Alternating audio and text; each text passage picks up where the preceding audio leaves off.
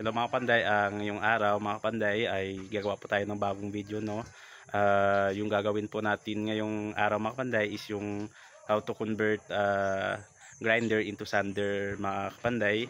Kasi halos kadalasan mga panday, yung grinder ginagamit lang po natin sa mga pagka-cutting disc, no, yung pagka-cutting ng bakal and then pagka-cutting po ng mga tiles mga panday. So yung grinder i-convert po natin sa sander para at least kahit paano yung grinder magagamit na natin as sander pang finish po sa ating mga gagawing mga items dito sa ating shop mga kapanday. So tara mga kapanday, panoorin natin hanggang sa dulo, kaya wag na natin patagalin to and let's go. So ayan mga kapanday, no, if makikita ninyo, ito po yung unang grinder po natin and then ginawa po natin kagaya nito mga panday, no, para at least magiging sander na yung ating grinder. So ayan, makita nyo meron pong liha. And then ang laki po nito mga panday is nasa yung circle niya nasa 3/1/2. Ayan, and then ito po yung gagamitin natin na plywood is 1/4 na marin mga kapanday, no. Kasi pag yung 3/4 po yung gagawan po natin nito, naranasan ko mga kapanday, no, talagang mabigat yung 3/4, no, mahihirapan siya sa pag-ikot ng ating grinder. So nagko-cause po siya na kaya po madaling maiinitan po yung ating grinder, no, kasi nabibigatan siya mga kapanday. So ayan, umpisahin na natin mga kapanday. Meron po tayong pattern na kagaya po nito mga kapanday, nasa 3/1/2 yung circle po mga kapanday. So tara mga kapanday, umpisahin po natin.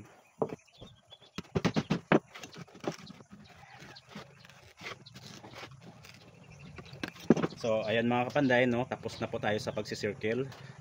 Ang susunod po natin gagawin is ikakat po natin itong circle na ma-form siya na circle sa ating table saw, kasi wala pa po tayong bandsaw, kaya sa table saw muna natin isi-circle ito. So tara, samahan nyo ako mga panday. So let's go.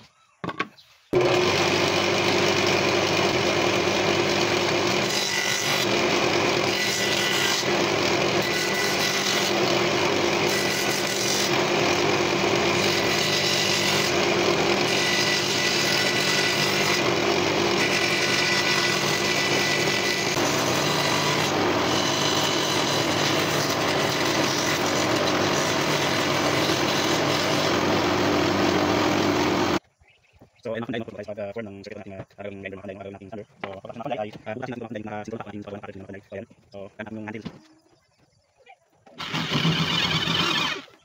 So ayun mga panday, ito na po sa ating gawing sander, no, ito bukas ko mga panday. So ito na yung blade, yung bukas natin. So ayun mga panday, kapag natin yung circle, no, parang sander ng ating grinder. So ayan, and then at saka pagkatapos po natin ilagay ito mga panday, no, siyempre ilalagay na natin po yung kanyang lock mga panday. So ayan, tapos nito mga panday ay lalagyan po natin ng carton, no. So kagaya nito mga panday, meron niyang carton, no, para at least pag gamit po natin hindi po siya tatalbog-talbog mga panday sa ating gagawing items na pipinisingan po natin ng sander mga panday. So tara, gawin na natin ng carton mga panday. So ito na po yung ating carton mga panday, no. Bali bubutasin po natin yung pinakagitna mga panday, no, para at least makapasok dito sa kanyang lock na nakasagabal. Ayan mga panday, no, nabutas na natin yung dalawang karton. Pag didikit-dikitan po natin yung dalawang karton mga panday, no, para at least ganyan mga panday, medyo lamang po yung karton kaysa sa kanyang lock, no. And then after that, ikakat po natin yung ating ginawang karton para mag-circle din sa mga panday bago natin padidikitan ng rugby.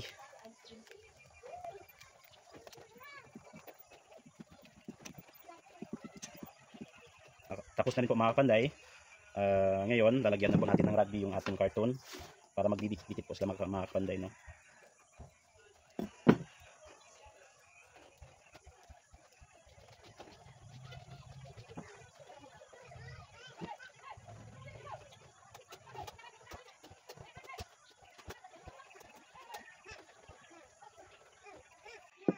And then after that mga panday, no, patutuyuin po natin yung ating rugby, no, para maganda yung pagkadikit, no, at saka, no, tapos na rin po yung paglagay po natin ng rugby.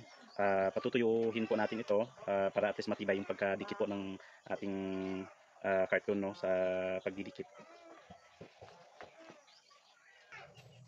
So ayan mga kapanday, tuyo na po yung ating pinalagay na rugby mga kapanday. So ngayon pagdidikit-dikitan lang po natin.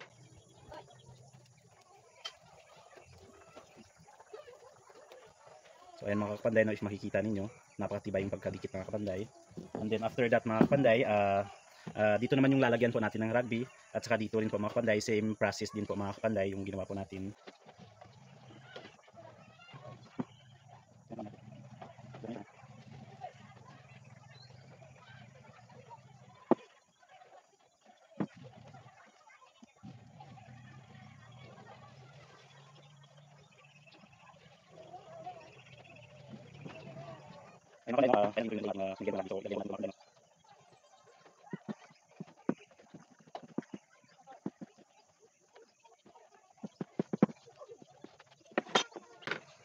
And then after that mga kapanday, no, lilinisin na po natin yung bawat gilid po ng ating ginawang circle, no. Gamit po itong ating liha po mga kapanday, no. Yung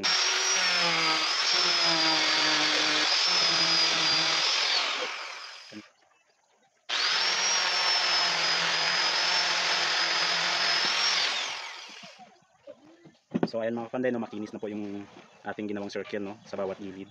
So ngayon ay lalagyan na po natin ng liha mga kapanday, number 80 mga kapanday, kulay red. So ikakat na po natin mga kapanday.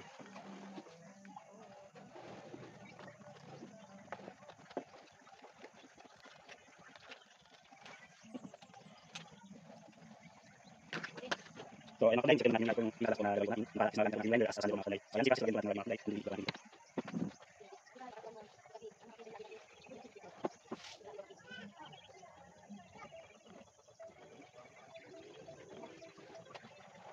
So ayun mga kapanday, dito po dito natin.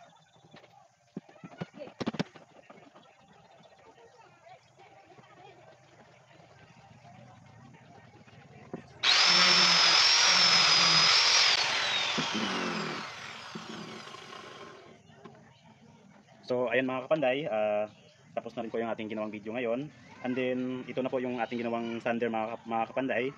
So when it times na pag hindi na po matalim po yung ating liha, pwede po natin palitan mga kapanday, and then ipapatong, magka-cut lang po tayo, and then ipapatong po natin ulit, and then lalagyan lang po ng rugby. So kapag medyo makapal-kapal na, pwede na po natin bawasan yung ating nagpatong-patong po na liha. Gaya po nito, pag medyo makapal na, so tinatanggalan po namin yung iba para at least babalik naman po sa normal at gagaan naman po ulit yung ating sander. So ayan mga kapanday, testing po natin. Tara.